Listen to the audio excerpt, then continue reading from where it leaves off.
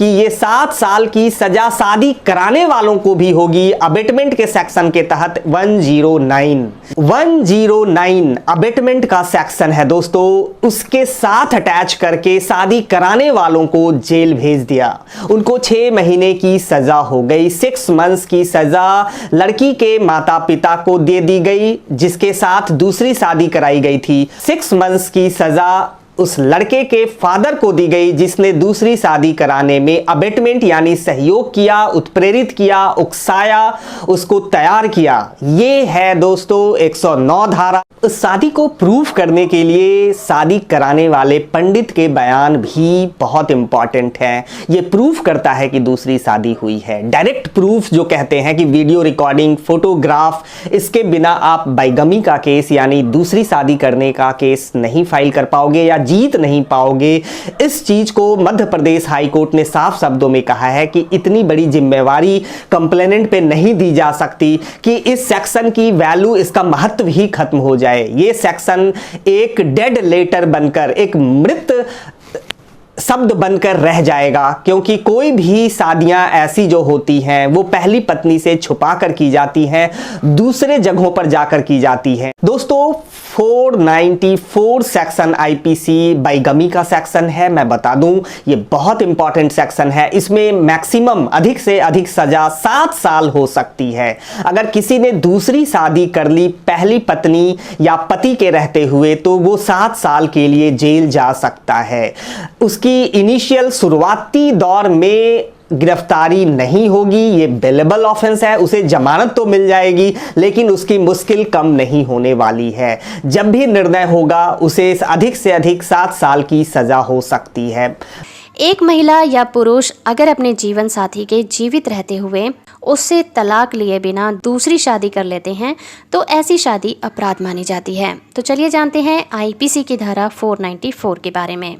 भारतीय दंड संहिता 1860 की धारा 494 ये कहती है कि अगर कोई व्यक्ति पहली पत्नी या पति के जीवित रहते हुए उस व्यक्ति को बताकर जिससे वो शादी कर रहा है दूसरी शादी कर लेता है, तब ऐसी शादी करने वाला व्यक्ति आईपीसी की धारा 494 के अंतर्गत दोषी पाया जाएगा। लेकिन इस अपराध के होने के लिए कुछ शर्तें हैं।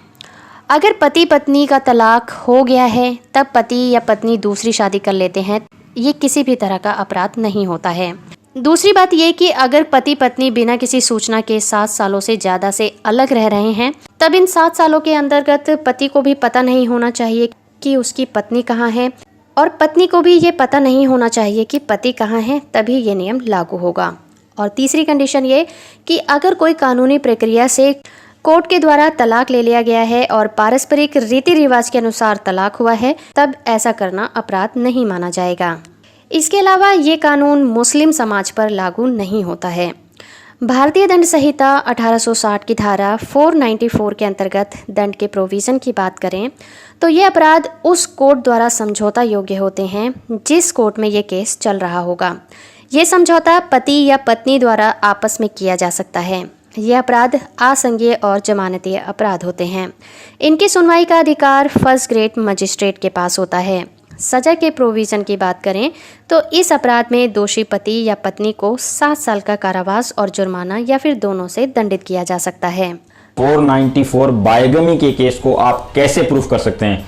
दोस्तों 494 बाइगमी का केस फाइल करना बड़ा आसान है लेकिन इसे प्रूफ करना उतना ही मुश्किल काम है। दोस्तों इसको जो प्रूफ करना है उसके लिए आपको कुछ चीजें जरूरी है रिकॉर्ड पे लगानी। उनमें से दोस्तों सबसे पहली ये है कि अगर आपके पास में दूसरी शादी जो की है किसी भी पक्ष ने, उसकी आपके पास में या तो फोटोग्राफ्स हों, शादी का कोई कार्ड हो या फिर आपके पास में शादी की कोई वीडियोग्राफी हो या आपके पास में शादी की कोई सर्टिफिकेट हो। अगर वो शादी आर्य समाज से की गई है तो उस कंडीशन में आर्य समाज की सर्टिफिकेट हो आपके पास में, या दोस्तों कुछ डॉक्यूमेंट्स, लीगल डॉक्यूमेंट्स जैसे कि मान लीजिए आधार कार्ड में हस्बैंड वाइफ का नाम एज लिखा हो या फिर वोटर कार्ड हो, राशन कार्ड हो, बिजली के कोई बिल वगैरह में हो या फिर दोस्तों कोई पासपोर्ट हो।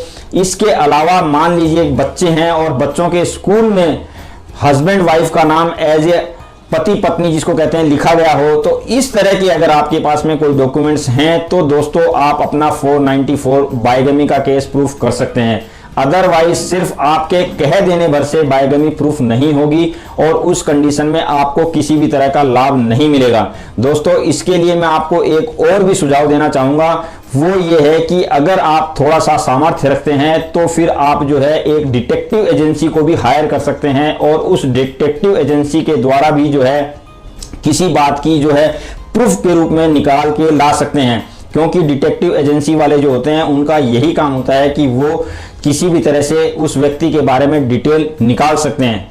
तो दोस्तों, ये डिटेक्टिव एजेंसी वाला जो हथियार है वो लास्ट का हथियार है। अगर आप अपनी तरफ से किसी भी तरह की कोई एविडेंस प्रूफ नहीं निकाल पा रहे हैं तो आप इस चीज का भी सहारा ले सकते हैं, सहायता ले सकते हैं।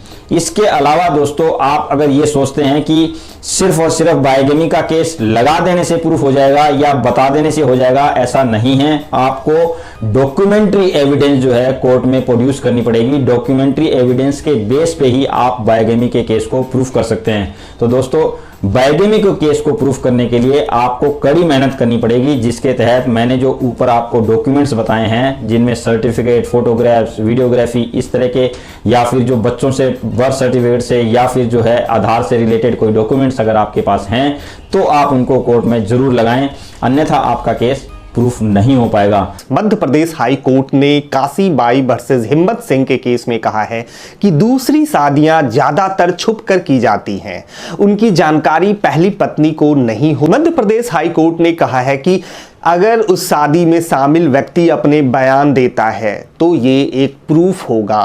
और कन्फेशनल स्टेटमेंट मतलब दूसरी पार्टी अगर कहीं भी ऐसे बयान दे रही है कि उसने दूसरी शादी कर ली तो आरोपी के बयान मान्य नहीं होते, लेकिन मध्य प्रदेश हाई कोर्ट ने कहा है कि ये कोरोबोरेटिव एविडेंस हो सकता है, एक सहयोगी साक्ष्य के तौर पे इसका प्रयोग, इसका यूज किया जा सकता है। बहुत इंपॉर्टेंट है दोस्तों। साथ ही साथ मध्य प्रदेश हाई कोर्ट ने शादी कराने वालों को भी जेल भेज दिया।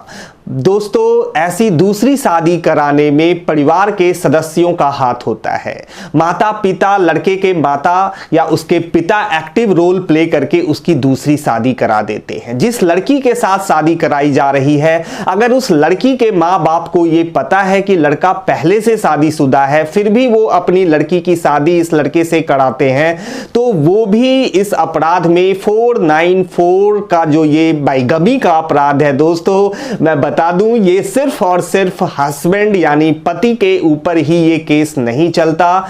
पति ही जेल नहीं जाएगा, बल्कि वो लोग जो ऐसी शादियां करा रहे हैं उनको भी जेल भेज दिया है मध्य प्रदेश हाई कोर्ट ने। दोस्तों, शादी कराने वाले लोग धारा 109 इंडियन पेनल कोड के तहत अबेटमेंट के कानून में जेल जा रहे हैं। मध्य प्रदेश हाई कोर्ट ने 494 एंड 109 अबेटमेंट का सेक्शन है दोस्तों, उसके साथ अटैच करके शादी कराने वालों को जेल भेज दिया।